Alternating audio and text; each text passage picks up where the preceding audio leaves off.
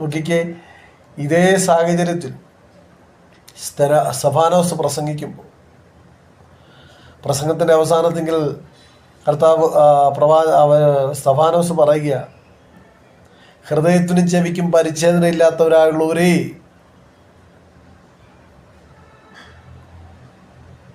ഏത് സാഹചര്യത്തിലേക്ക് വീണ്ടും അവരെത്തിയെന്ന് നോക്കിക്കേ.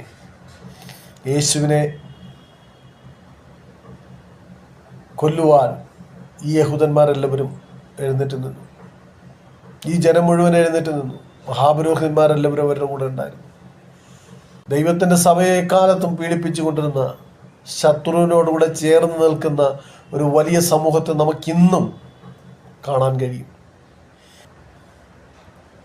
നോക്കിക്കേ, സുവിശേഷത്തിൻ്റെ വാതിലുകൾ അടച്ച്